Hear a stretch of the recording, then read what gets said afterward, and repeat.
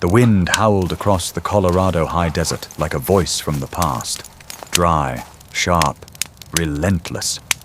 Jackson Cole pulled his jacket tighter against the gust, the edges of his field-worn coat snapping at his sides. The dirt beneath his boots crunched with every step, brittle with years of abandonment. This land, 10 acres of desolation listed on a back-page auction site, had cost him less than a used pickup. No history, no neighbors. Just silence. Exactly what he thought he wanted. Beside him trotted Coda, his 5-year-old German shepherd with a coat like granite dusk. Lean, alert, and always 2 steps ahead, Coda moved with a calm purpose. He didn't bark without reason. He didn't flinch. That was part of what made him exceptional in the field, what had saved Jackson's unit more than once during their last deployment in Helmand. But now, in this civilian emptiness, Jackson just wanted to believe they could leave that intensity behind. They were scouting the far edge of the property, where the brush grew thicker and the terrain dipped unevenly, when Coda stopped. Dead stop. His hackles rose. Coda stood rigid in front of a warped wooden structure, half swallowed by sagebrush and thyme. Jackson hadn't seen it on any map, and the property documents hadn't listed it. It was no more than a shed, sun-bleached and leaning, its door half-rotted but still latched with a rusted padlock. Coda let out a low, guttural growl. Jackson froze. That sound, he hadn't heard it since Kandahar, when Coda had detected the buried IED just in time. "Easy, buddy. What is it?" Jackson asked, voice low, steady. Coda didn't look back. His body stiffened. He took a step forward and began pawing at the door, claws scraping dry wood with urgent rhythm. Then came a sharp bark, short, tight, surgical. It wasn't noise. It was code. Jackson's hand paused on his belt where the old keyring hung. Every nerve in him flicked on. This wasn't coincidence. This wasn't some feral instinct of a dog picking up animal scent. Coda was trying to speak, just like before. He circled slowly, eyeing the shed. The roof had caved in at one corner, and old tools lay scattered in the dirt. But the lock on the door was still intact, stubborn and defiant. Jackson reached into his pack, pulled out a heavy pair of bolt cutters, and stepped forward. Coda moved aside, but only barely, still watching the door like it might spring open at any second. Jackson clipped through the lock with a loud snap. The echo of it felt almost disrespectful in the quiet. He pushed the door open slowly. It groaned like something waking up. Inside, stale air rushed out, thick with dust, old leather, and the faint metallic scent of forgotten things. A shaft of sunlight filtered through broken planks, catching the floating dust in mid-air. Coda moved in first. No hesitation. Jackson followed, flashlight in hand. The shed wasn't just a shelter. It was a graveyard of history. Old farming tools, a broken cot, shelves that sagged with mold-stained boxes.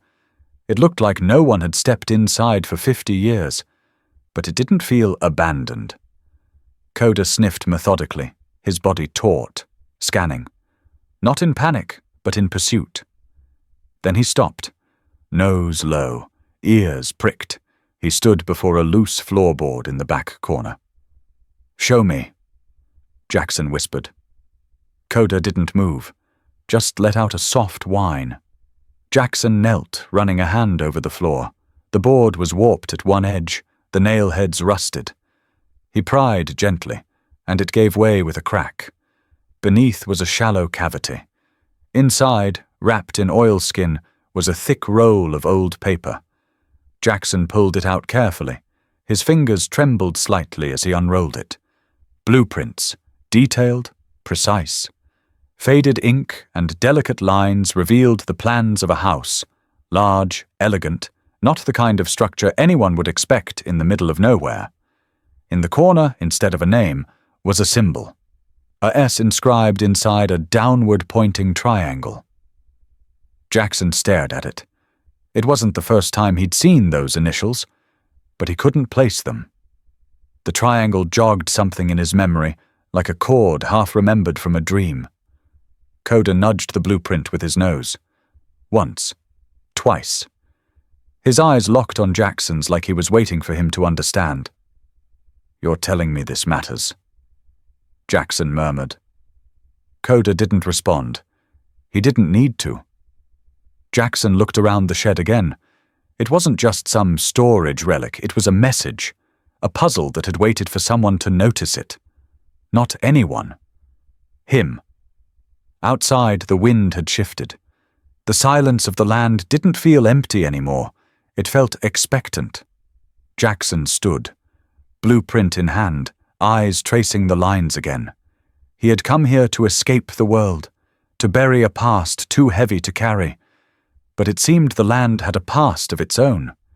And Coda, his partner, his shadow, his conscience, had just dug up the first clue. He looked at the dog, still alert, still listening to things Jackson couldn't hear. "You brought us here for a reason," he said, voice quiet. Coda blinked, a slow, deliberate motion, and Jackson believed him. This wasn't just about a plot of cheap land. This was a story buried deep under dust and silence. A story that had waited 100 years for someone with the instincts to see it, and the loyalty to follow it to the end. And it had just begun. The sound of the padlock hitting the ground was sharp, final. It wasn't just a rusted piece of iron breaking open. It was a seal being lifted on something that had waited a very long time to be found. Jackson Cole stood at the shed's threshold, breath held. The air inside was heavy with the scent of age and dry wood. Dust danced in fractured beams of sunlight, slicing through the broken slats of the walls. He stepped inside, Coda moving silently at his side, every muscle in the German shepherd's body taut and listening. The place didn't look like much. A sagging shelf, toppled, tools, a pile of burlap sacks dissolving into the floor. But the stillness felt intentional, like someone had walked away and closed the door behind them, expecting to return, but never did.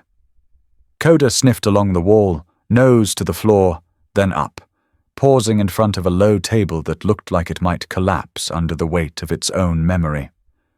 He let out a low, sustained growl, not loud, but resonant, vibrating deep from his chest. Jackson froze. He hadn't heard that sound since they were ambushed in a narrow valley in Helmand. It was Coda's way of saying, "Something here is wrong. Not dangerous. Just." Off Jackson moved towards the table, brushing cobwebs aside. Underneath a brittle canvas cloth lay a rolled bundle. He unwrapped it carefully, revealing a set of old photographs and a thick, yellowed tube. Coda sat, ears perked forward, watching every motion like he was waiting for something to be uncovered. And maybe he was. Jackson held the photographs up to the light. Faces stared back at him from a lost century. Stern men in three-piece suits, women in wide-brimmed hats and corseted dresses. No names, just time captured in silver nitrate. But what caught his breath was not the people. It was the setting. Behind them, in more than one photo, was the exact same shed they now stood inside. It was newer in the pictures, clean and sharp-lined, but unmistakably the same building. The paint had been white. A weather vane had once sat atop the roof. And in one photo, a man, standing apart from the group, held a large scroll in his hands. Jackson looked down at the tube he'd unwrapped. With practiced care, he slid out a rolled parchment. The paper was fragile, edges crumbling, but the ink had held. He unrolled it slowly across the table and felt a strange flutter in his chest. The lines were hand-drawn, beautiful, detailed. A blueprint. Not of the shed, but of something much grander. A large two-story house with columns and a wide porch. Intricate measurements, carefully labeled rooms, even elevation sketches along the sides. The design felt personal, It was too elegant, too thoughtful to be some generic floor plan. Then his eyes landed on the bottom corner. Not a name, a symbol. A S written in block lettering, enclosed within an inverted triangle. It was both artistic and precise, like a signature meant to carry more than just identification. Jackson blinked, a strange sensation rolling through his gut. Déjà vu, maybe, or something deeper. He traced the symbol with his fingertip. "Do you know this?" he asked softly. Coda stepped forward, placed his front paws on the table's edge, and looked directly at the blueprint. His eyes locked onto the symbol as if he'd been waiting for Jackson to notice it. Then he huffed once, low and sharp, and sat back down. Jackson chuckled, but the sound held no humor. "You're really not going to let this go, are you?" The dog gave a slight tilt of his head. That was answer enough. Outside, the wind had picked up again, slapping the old boards with dry fingers. Jackson stepped away from the table and walked a slow circle around the interior, shining his flashlight into corners and cracks. There were more pieces here. He could feel it. This place had been a workshop, maybe a hideout, definitely a place of intent. But for what? He turned back toward the blueprint. The structure it showed was massive, and yet the land he'd purchased was completely empty, save for this collapsing shed. No signs of a foundation, no remnants of walls or plumbing. It didn't add up. "Someone built this," Jackson muttered, pointing at the design. "Or planned to. Why the hell hide it in a shed in the middle of nowhere?" He glanced at Coda. "You thinking what I'm thinking?"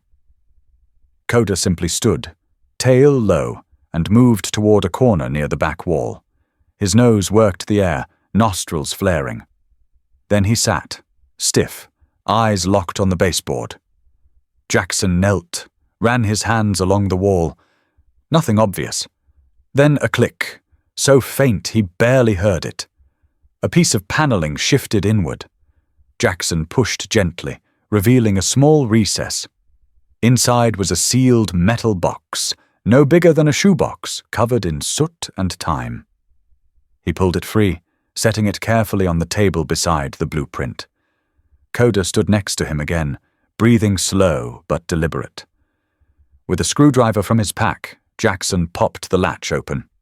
Inside, lined in rotted velvet, lay a collection of items: a leather-bound notebook, a rusted skeleton key, and a folded letter sealed with red wax, still unbroken. The notebook's cover had initials carved into the edge. A S, the letter bore a name he didn't recognize: Eliza Sanderson. Jackson sat down hard on a nearby stool, heart thudding like a drum. None of this was random. Not the land, not the shed, and certainly not the things his dog had led him to. This was no longer a remote property he'd bought to disappear into. It was a place someone had gone to great lengths to hide. And now, because of one dog who never barked without reason, it had begun to speak again. The cold came fast in the high desert. By mid-morning, the sun was still out, but the wind had turned brittle. It slipped through the cracks in the shed's walls like fingers testing for weakness. Jackson wrapped his jacket tighter and sat at the small table, the blueprint still spread beside him. The box they'd found the night before sat open, velvet lining crumbled, secrets exposed. Coda lay at the door like a sentry. His ears twitched with every sound, distant rustling brush, a shifting board.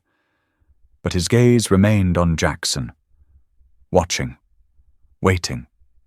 Inside the box, beneath the diary and the rusted skeleton key, Jackson had noticed something else tucked into a false bottom, a bundle of yellowed envelopes tied together with a silk ribbon now stained the color of dried blood. He untied it carefully, one letter at a time. Each envelope bore the same name in elegant handwriting: Eliza Sanderson. He opened the first. "Dear A, they said winter would be cruel this year. But it's not the cold that frightens me. It's the silence between our meetings, The silence of pretending I don't know you in town. The silence of my father's disapproval echoing through these walls. But when I think of you, that silence becomes bearable, because I know it hides something sacred, something only we understand. Jackson stopped. He stared at the ink, faded but intact. The letters were real, raw, personal. They were love letters. Each page unfolded more of the story, Eliza's quiet rebellion, her hidden meetings with someone she called only A, and her growing fear that their time together was slipping away. Whoever A was, he couldn't be named, couldn't be seen. The secrecy in her words carried the weight of danger. Coda stood. Jackson looked up from the letter. The dog wasn't reacting to a sound. It was something else, something internal, instinctual.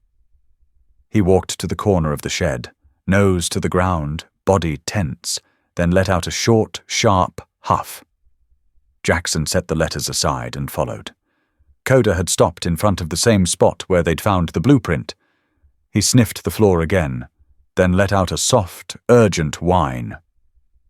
"You're not done with this place yet, are you?" Jackson murmured. Coda pawed at the floorboard. Not aggressively, just enough to make a point. Jackson knelt and ran his hand over the planks. One of them gave under his touch, just slightly, warped from moisture maybe, but something about the way it shifted felt deliberate. He used the claw end of the hammer from his truck and pried it up. Underneath was a narrow, hand-carved space. He reached inside. Another box, smaller than the last. Wooden. No lock, just a clasp. He opened it slowly. Inside lay a single object wrapped in linen, a pocket-sized, leather-bound journal. Alongside it, a tiny brass key, so thin and delicate it could have been mistaken for jewelry. He held the journal in his hands, the leather soft but worn thin in places. He opened it to the first page. Property of Eliza Sanderson. But what followed wasn't a ledger or list. It was personal and painful. December 4th, 1891.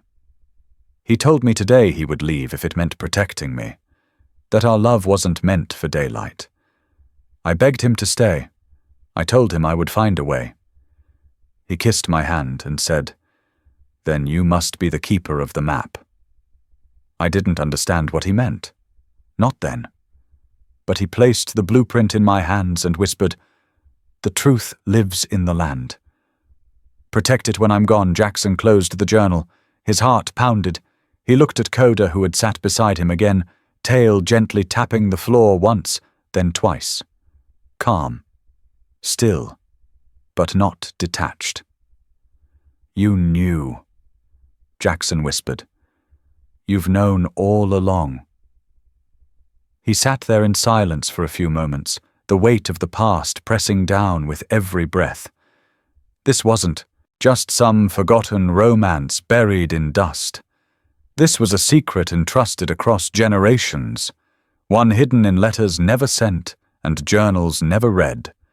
And it had waited, not for anyone, but for someone who would listen. Someone who had once crawled through sand and fire with a dog beside him and knew the value of loyalty kept in silence. Jackson ran his fingers along the edge of the brass key. It didn't match the box. It was meant for something else, something yet to be found. The blueprint, the initials, the diary. All of it pointed to a legacy that had been covered by years of dirt and memory, waiting for the right hands to uncover it. Coda stretched his legs and stood again, turning his head toward the open door. The wind had died down. The sun had shifted. But Jackson could feel it. They were being led. Not by coincidence. By design. And the dog beside him, the one who never made noise without purpose, had once again guided him not just to a hidden space, but to a hidden truth. Whatever came next, they would face it together. The wind carried a strange weight that morning, thinner than usual, but charged. like it had passed through something sacred before reaching Jackson's face. He watched the little town come into view at the end of the dusty road, its modest main street tucked between low hills like a secret no one had bothered to protect. This place hadn't seen many newcomers. That much was obvious from the way cars were parked nose in, and old men looked up from their coffee as his truck rumbled down the street. Coda, sitting alert in the passenger seat, caught their attention too. German shepherds didn't just walk through places like this without history echoing somewhere behind them. He parked in front of a stone building with a faded green sign, Welton Public Library. Above the door, the wood was sun-bleached, and the hinges creaked in protest when he pushed it open. Inside, it smelled of yellowed pages and floor polish. Rows of shelves lined with forgotten books gave the place an odd warmth. At the center, behind an old desk, sat a woman with silver hair pulled into a bun and glasses hanging from her neck by a beaded chain. She looked up from her crossword and blinked. "You're not from around here," she said without malice.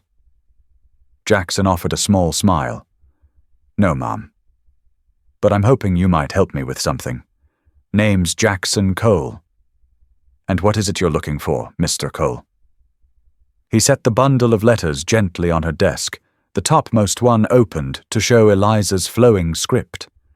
Then he added the blueprint, carefully unrolled to the bottom corner, where the symbol AS was etched inside the inverted triangle. For a moment she didn't say a word. Then, very slowly, she reached forward and ran a single finger across the edge of the paper. Her expression changed, like someone tasting a memory they'd long buried. "Where did you find this?" she asked. "On a piece of land I bought west of here. There's a shed my dog." Jackson stopped, looked at Coda, who was lying near the door but watching them closely. He found it. All of it, really. The woman gave Coda a long, curious glance. Then her eyes softened. "I haven't heard the name Sanderson spoken in this town in over 50 years. She said, "You know them." "My name is Helen Granger. I worked here before this place even had heating. But before I was a librarian, I was a girl growing up 2 blocks from the Sanderson estate. My father did repairs on their land." "Eliza Sanderson?" Helen nodded slowly. She was unlike the others. Her brothers were sharp-edged, ambitious, always seemed like they were trying to outrun a curse. But Eliza was quiet, gentle. She painted, wrote poetry, used to come here every week for books about stars and sea voyages, though she'd never left Colorado in her life. Jackson waited, knowing Helen wasn't done. Then one winter she vanished. No warning, no letter, just gone. The family gave a weak story. She'd moved east for a private engagement. But no one believed it. Then came the scandal. What kind of scandal? Helen sat back, her hands folding tightly. Land disputes, missing funds, rumors that the Sandersons had been laundering wealth through shell companies, but none of it ever stuck.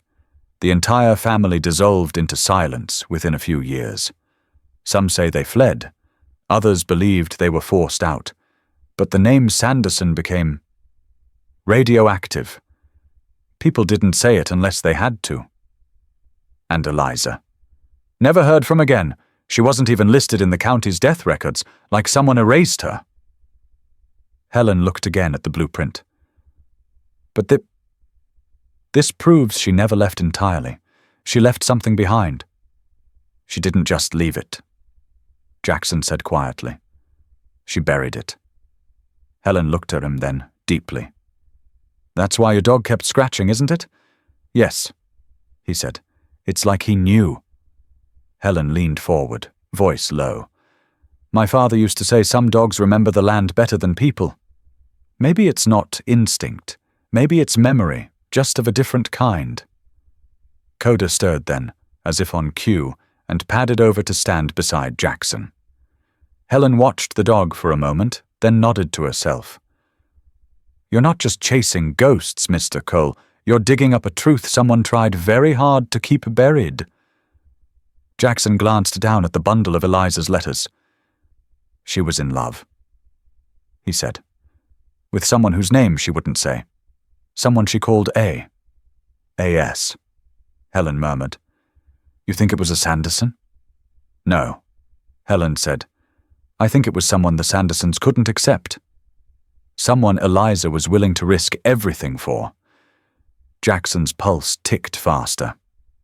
"There's more. A diary, a map. I don't know what it leads to yet." Helen looked past him, toward the window where the wind tapped softly against the glass. "Maybe a legacy," she said. "Or maybe the reason she disappeared." Silence hung for a moment.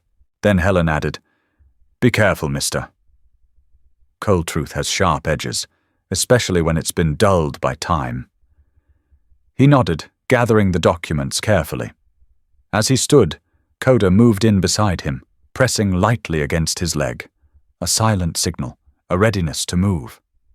"Thank you," Jackson said. Helen looked at the dog one last time. "Take care of him." That one listens to more than footsteps. Outside, the wind had turned again, sweeping through the town like a whisper of things half-remembered. Jackson didn't know exactly where it all led, but the ghosts of the Sanderson name were stirring. And Coda? Coda had already heard them. The rain had been coming down in sheets since nightfall, drumming steadily against the metal roof of Jackson's truck as it sat parked near the shed. Jackson hadn't planned to return tonight. He'd intended to review Eliza's letters again, maybe try to connect a few more dots from Helen's story. But Coda had refused to settle. It started with the pacing. Then the low huffs. Finally, the stare. Jackson had learned to recognize that look. It was never random. When Coda fixed his gaze on something, or someone, it meant there was something the rest of the world had missed.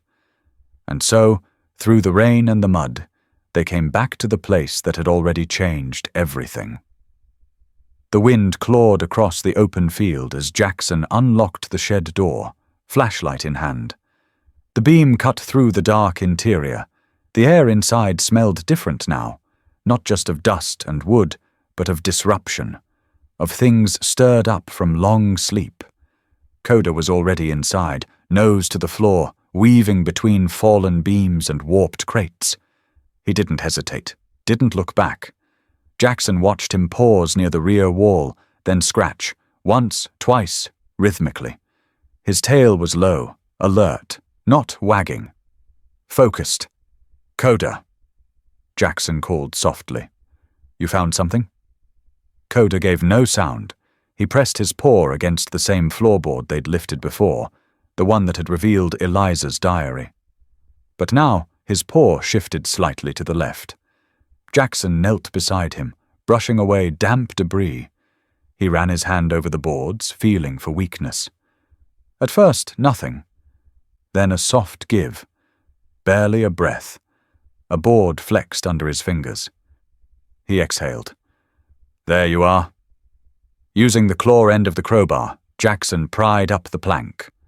Underneath was dirt. At least at first glance. But as the flashlight moved, it caught on something unnatural. Smooth, rectangular. Jackson cleared more dirt, revealing a narrow wooden hatch, its hinges almost lost to corrosion.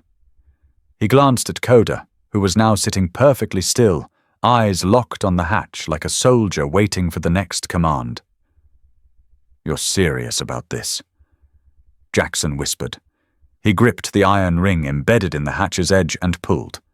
It groaned, stiff and reluctant. A wave of air surged upward, cold, stale, untouched for decades. He pointed the flashlight down. Ladder. The rungs were metal, bolted into stone. At the bottom, perhaps 8 feet below, was packed earth and the glint of something wrapped in canvas. "You stay here," Jackson murmured. But Coda, of course, did not. They descended together. The cellar, or bunker, or whatever it had been, was no more than a room carved into the earth. The walls were braced with wooden beams, damp but intact. A single lantern sat rusted in a corner. The canvas bundle lay beneath it, half covered in silt. Jackson dropped to his knees and unwrapped it carefully. Inside was a leather map tube, sealed at both ends with copper caps. The leather was cracked but intact. He unscrewed one end, slowly, and slid the contents out into his hands. A map, drawn by hand. The lines were elegant, confident, more artistic than technical, but precise enough to trace the familiar terrain. At the center was a large sketch of the shed. Nearby, sketched in lighter ink, was the outline of a much larger house, never built. But what stole Jackson's breath was the mark on the far corner of the map, a single X. Next to it, in small, careful handwriting, were the words, "Legacy lies where light meets stone." For those who carry the name with honor, Jackson sat back, mind racing. A legacy. Buried. The blueprint, the diary, the letters. All of it had led here. Coda sat beside him, breathing slow and steady. Jackson looked at the dog, and for a moment it felt like Coda had known from the beginning. Not just the location, the story, the purpose. "You were always 10 steps ahead," Jackson said. Coda blinked once, slowly. Jackson turned the map over. On the back, faintly visible, was another symbol, the same inverted triangle with AS in the center. Below it, in a different script, almost like an afterthought, were the words, "For her eyes only. Eliza," Jackson whispered. He looked around the cellar, feeling the gravity settle in. This wasn't just a hiding place. It was a vault, a message in layers meant for someone who could decipher not just the code, but the emotion beneath it. Someone who listened. The rain above had slowed to a soft tap, like the storm itself was giving way. Jackson rolled the map carefully and tucked it back into the leather tube. As they climbed out of the cellar, the hatch creaked shut behind them, sealing its secrets once more. Outside, the sky was beginning to clear. The desert breathed again. And somewhere out there, marked by a quiet X, lay the heart of a forgotten love story. And the truth that had been waiting not just for anyone, but for them. For a veteran who thought he was running from the world, and for a dog who never stopped leading him back to it. The letter came wrapped in legal tone and delivered with the kind of stiffness that made Jackson's stomach turn. He had just returned from marking the coordinates from the map, Coda trailing dutifully behind him, nose to the wind, ears half perked, sensing something unspoken. The envelope was waiting at the edge of his makeshift kitchen table, wedged between a shipment box of tools and a dusty bag of coffee. The return address was a Denver law firm. Inside, a formal notice of legal action, claim of rightful inheritance, land dispute. Plaintiff, Grant Pierce. Jackson sat down hard in the worn camp chair, rereading the words. Grant Pierce, according to the letter, was the last living descendant of the Sanderson estate, asserting full rights to the land Jackson had legally purchased months ago. The document was thorough, clinical, a list of alleged ancestral ties, references to obscure county records, and, most jarring of all, a demand to vacate within 30 days. Coda walked over slowly and laid his head against Jackson's leg. "You feel that too, don't you?" Jackson murmured, hand brushing through the thick fur behind Coda's ear. Coda didn't move, just stared at the wall like it might start speaking. The next day, Grant Pierce arrived in person. Jackson saw the dust trail before he saw the car. A black SUV, clean, too clean for the road that led here, pulled to a stop just beyond the old fence line. A man stepped out, mid-40s, pressed slacks, and a tailored coat that didn't belong to this landscape. His shoes were city leather, not desert-worn. And his confidence. That was the first thing Jackson disliked. "Mr. Cole," the man called, voice smooth and self-assured. "I assume you've read my letter." Jackson stood on the porch of the half-framed cabin he'd started 2 weeks ago. The framework behind him groaned as wind pushed through the studs. "Grant Pierce?" Jackson asked flatly. The man gave a polite nod, like he was at a boardroom meeting instead of standing in dirt. "I thought it might be better if we spoke directly," Pierce said. "You've come into possession of something that doesn't belong to you." Jackson folded his arms, eyes narrowing. "I bought this land fair and square. From a state auction that should never have happened. This land was never truly abandoned. It was stolen from the Sanderson legacy through clerical failure and lapse in record-keeping. I'm here to set that straight." Coda stepped between them without sound, his body angled just slightly toward Pierce. Pierce's eyes flicked down to the dog. "That him?" Jackson said nothing. Pierce gave a small smirk. "You're the veteran." With the war dog, Jackson didn't respond. "I've done my research," Pierce continued. "You've been digging into the past. Finding things that might appear valuable, sentimental even. But history doesn't make you a Sanderson. Blood does. You mean convenient timing and a few printouts from Ancestry.com? Jackson shot back. Pierce's smile thinned. "You won't win this, Mr. Cole. I'm offering you an exit. Clean. No lawsuit, no court. Sell me the property back. I'll even reimburse you for your improvements." Jackson looked at him for a long, silent moment. Then down at Coda, who stood like a statue. "Not interested." "Then I'll see you in court." Pierce turned and walked back to the SUV, never once looking over his shoulder. The door shut with a mechanical hiss. And just like that, he was gone. Dust trail rising behind him like a threat. That night, Jackson sat at the kitchen table with the documents spread around him. The blueprint, the journal, Eliza's letters, the map. None of it, he knew, would hold weight in a courtroom. No notarized claims, no wills, no government seals, just paper and memory. He let out a breath and leaned back. Coda lay across the doorway, half awake, his body tensed like a coiled spring. "You think he's bluffing?" Jackson whispered. Coda didn't move. The next morning, Jackson met with a local attorney named Marcus Dunn, recommended by Helen. A quiet man, mid-60s, with a face like worn leather and eyes that had seen their share of courtroom games. "You've got the heart of a story," Marcus said, flipping through the journal pages with care. "But the law doesn't run on heart. It runs on proof, so what do I do? You dig deeper. If this man Pierce really has a claim, we find the crack in it. If your story's stronger, we make them see it. Either way, this dog of yours—" He paused, glancing at Coda, who had sat beside his chair the entire meeting, unmoving. "Might just be your best asset." "How do you mean?" Marcus smiled faintly. "He found all of this, didn't he? Led you to the shed, the diary, the map. Maybe that's not legal evidence, but juries, they're human. Sometimes a dog's truth speaks louder than a man's." Jackson looked down at Coda, who lifted his head and blinked once. "He's never wrong," Jackson said. "Then we follow his lead." Later that evening, Jackson returned to the property. The sun was dipping behind the ridge, throwing gold across the earth. He stood outside the shed, staring at the hatch they'd uncovered.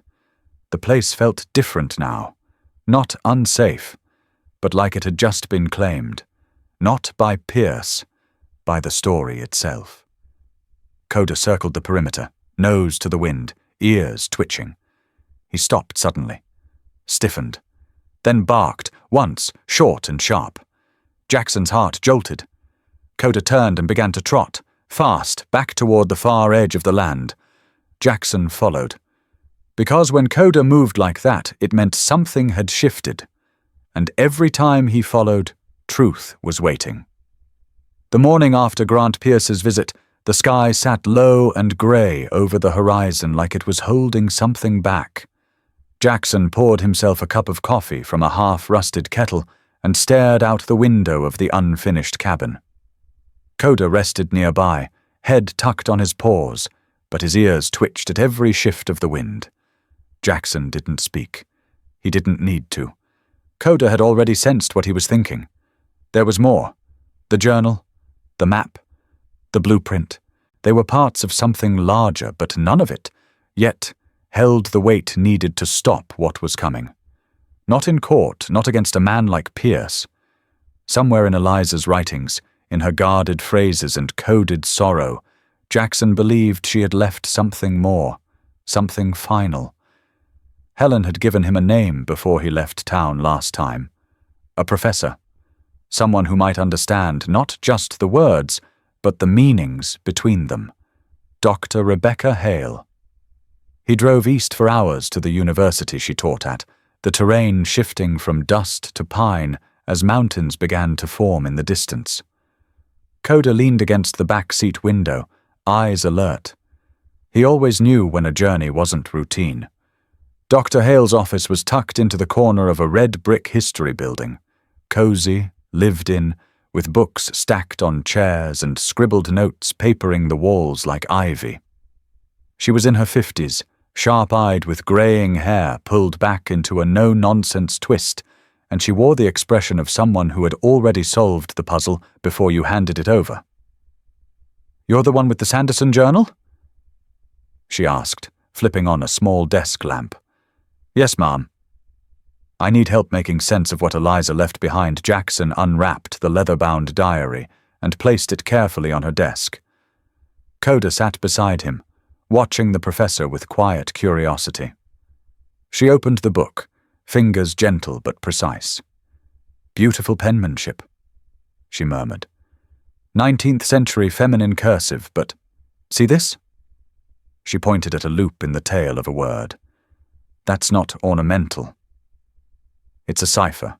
She's hiding something in the flow of her writing." Jackson leaned forward. "Can you decode it?" Dr. Hale smiled slightly. "Let's find out." They worked through the morning, her voice calm and rhythmic as she read, pausing to point out literary devices, symbolic phrases, and subtle repetitions. Jackson listened, piecing together what felt like a confession veiled in poetry. Then she stopped. "What is it?" he asked. She turned a page back, her eyes scanning the faded ink. "Eliza writes here, 'When the storm came, and all else failed, I left the truth where only love could find it. Beneath the stone, sealed in the hush of night, I placed your words, so they would never burn away.'" Jackson sat up straighter. "His letter?" Dr. Hale nodded slowly. "I think so. Not just a love letter. The way she writes about it, your words, It feels like something vital, something conclusive. And she hid it? Yes, with the treasure, perhaps. Wherever that is, Jackson's mind turned. The phrase, sealed in the hush of night, was so deliberate, almost theatrical. He flipped open the map again, unrolling it across the professor's desk. "Legacy lies where light meets stone," he repeated aloud, pointing to the scrawled note near the X. "Could be a natural landmark," she offered. "Somewhere sunlight hits in a specific way, a sunrise or sunset line. She's being poetic, but I don't think she was vague by accident." Jackson looked to Coda, who sat still but alert, gaze fixed on the map like it meant more to him than paper. Dr. Hale leaned back in her chair.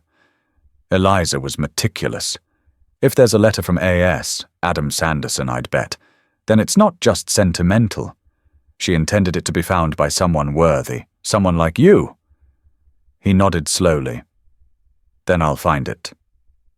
As he rose to leave, Doctor, Hale added one last thought. Sometimes, the things people try hardest to bury are the ones that shine the brightest when unearthed.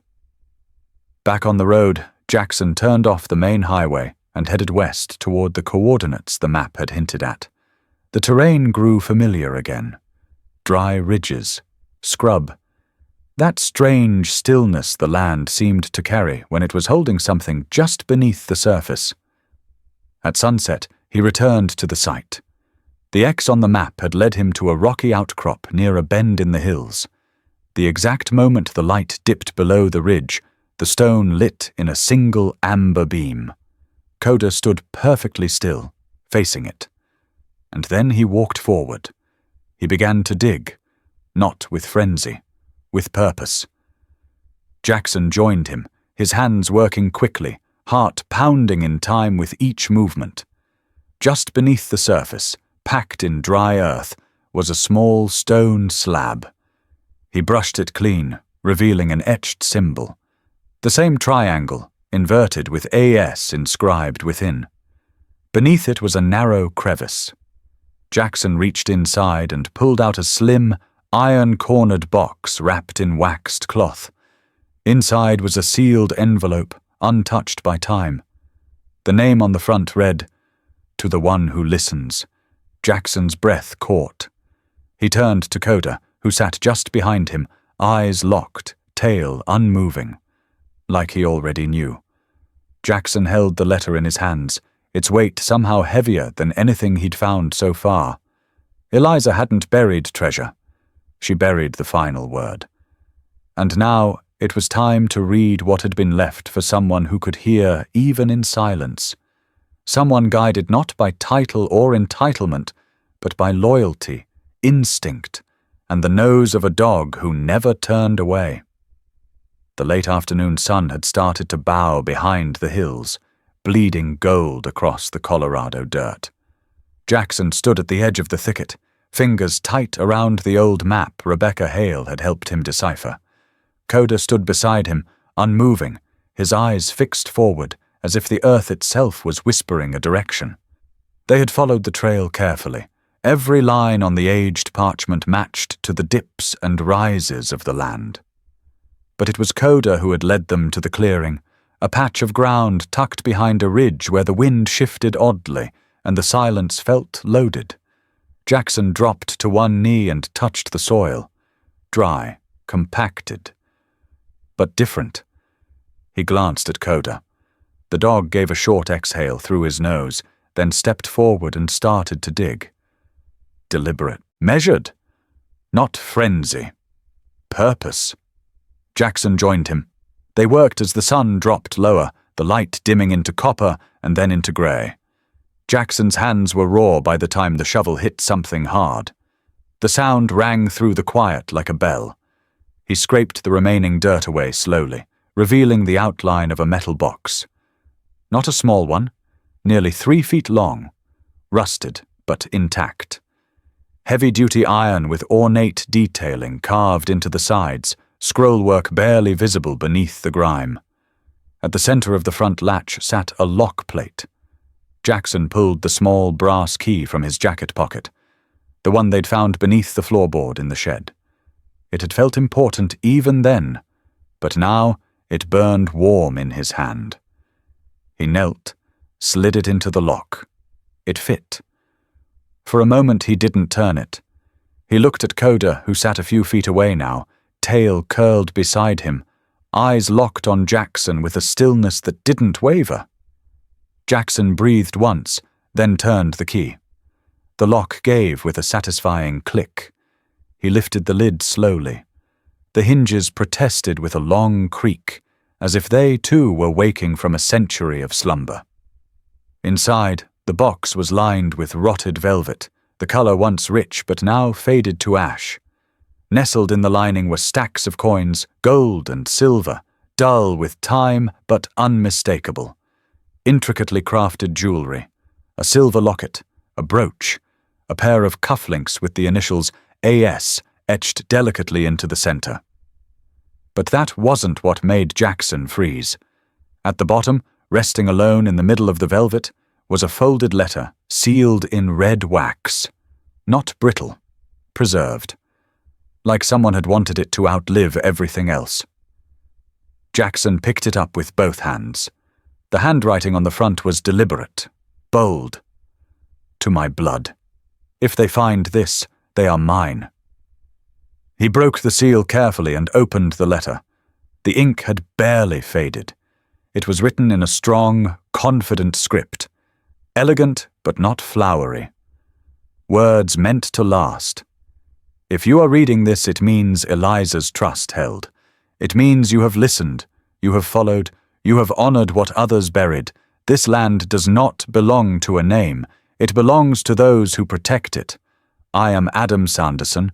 If you are here by right and not by greed, then you are of me.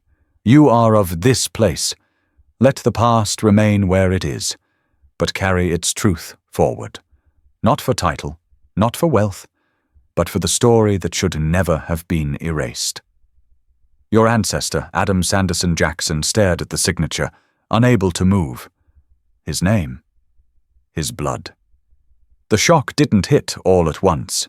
It came in quiet waves, like soft thunder rolling through his chest.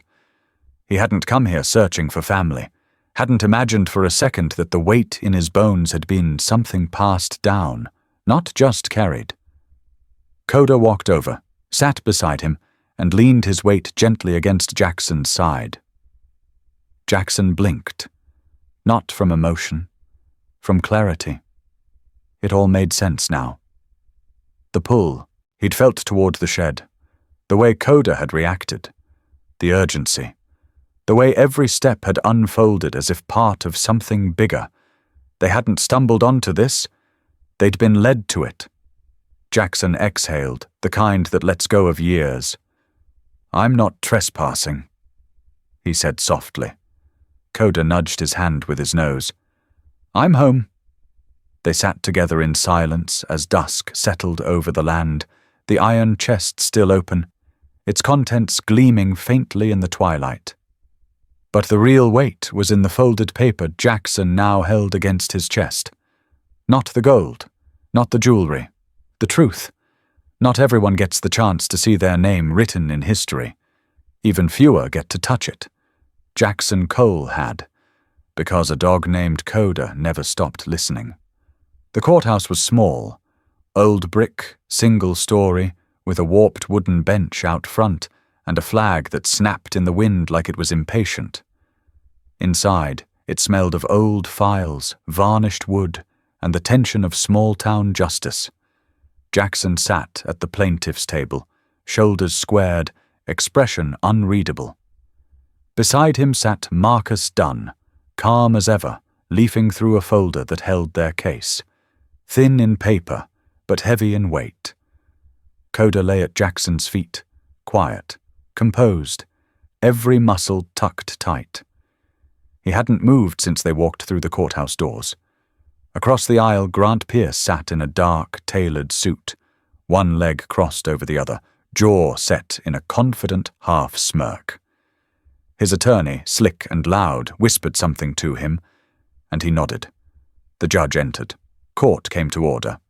Pierce's attorney struck first, sharp and rehearsed.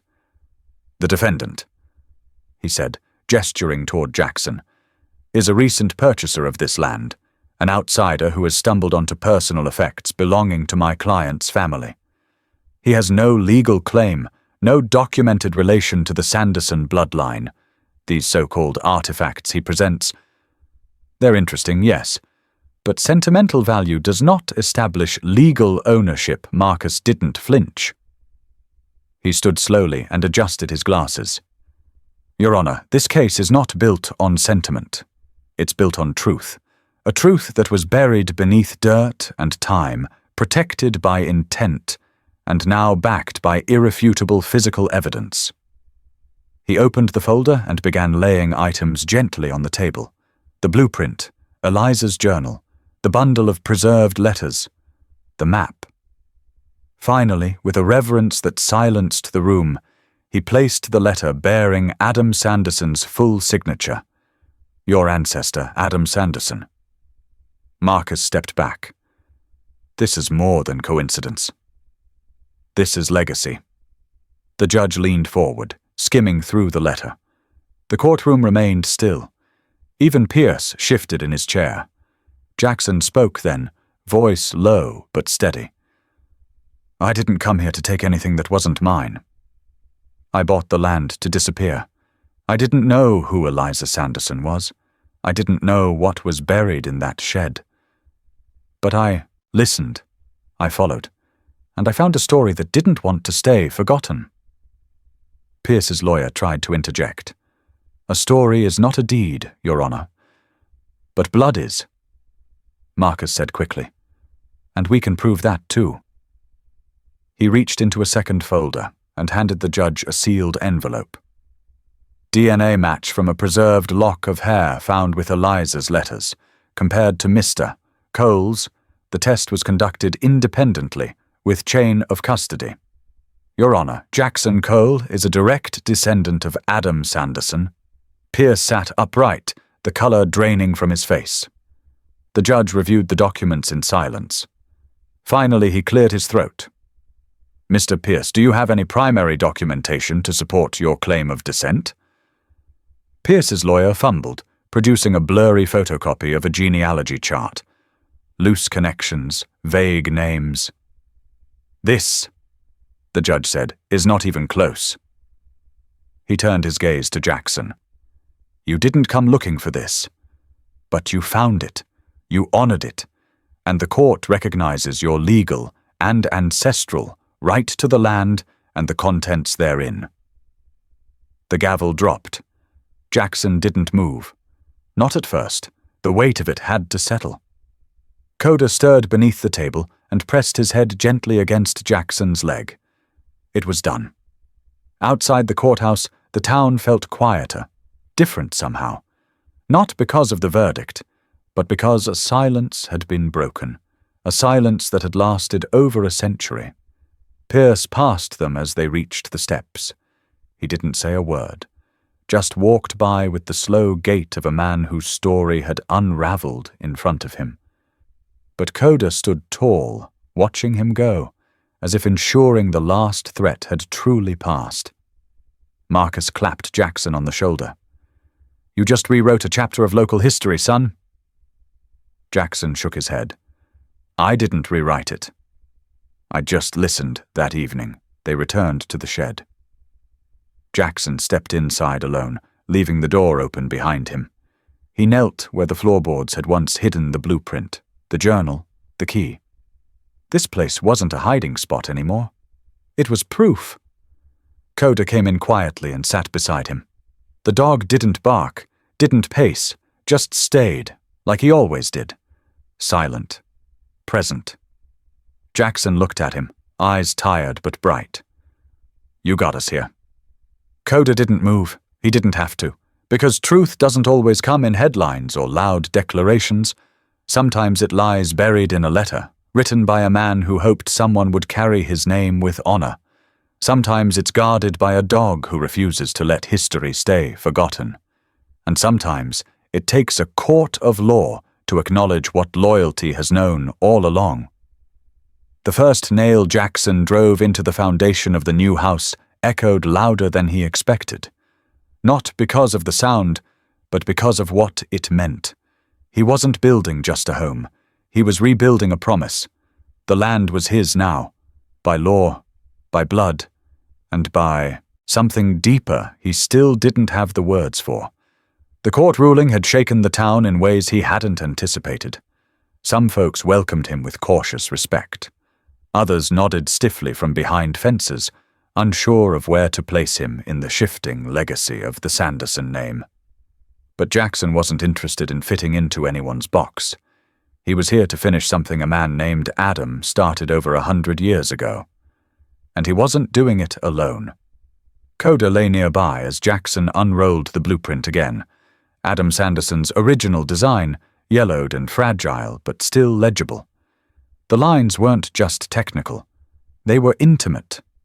A window angled to catch the morning sun. A study with double doors leading to a porch that faced west, towards the mountains. Every feature had intention. By the third week, volunteers from the local high school joined in. By the sixth, retired carpenters came by just to have a look, and somehow never left. A man who once doubted Jackson's story offered up reclaimed wood from his own barn. They didn't talk much about the trial. They just built. Side by side, The last thing to go up was the sign: Sanderson Legacy Museum and Heritage Farm. Jackson hung it himself, the way Adam's design had indicated, facing the eastern road, where the morning travelers would pass. But the museum wasn't just about artifacts or bloodlines. It told the story of listening, of voices that had been silenced by greed, time, or fear, and of one voice in particular that had never needed words at all. Inside the main exhibit, in the sunlit center of the wooden floor, was a life-size bronze statue. It wasn't flashy, no pedestal, no plaque shouting out names, just a German shepherd in a quiet sit, gaze slightly turned, ears perked like he was still listening. Children who came through often stopped there longest. Some whispered, some reached out and touched the cool metal fur. "That's Coda," Jackson would explain. "He didn't just protect me. He led me through history, through fear, through lies. He never gave up on the trail, even when I did Coda, now graying around the muzzle, rested outside the museum most days. He never strayed far. Occasionally visitors asked if they could take photos with him, and he'd oblige, dignified, quiet, the way he'd always been." Late one evening, Jackson stood on the new porch, the one that matched Adam's drawings down to the placement of the lantern hook. The mountains turned purple as the sun dropped behind them. Coda padded up and sat beside him. Jackson looked down. "We're home, buddy." Coda didn't look up, just gave a slow blink, as if he'd known it all along. They stood there together as the wind moved through the trees like a memory. No more secrets, no more hiding. Just a place built on truth, barked and spoken. The house behind them glowed soft amber from the windows. Inside, a family photo hung in the hallway. Jackson, Coda, the museum, crew on opening day. Next to it, framed behind glass, was the original letter from Adam Sanderson, its final words etched into both paper and legacy. But the story doesn't end there, because somewhere someone else is walking a path they don't yet recognize.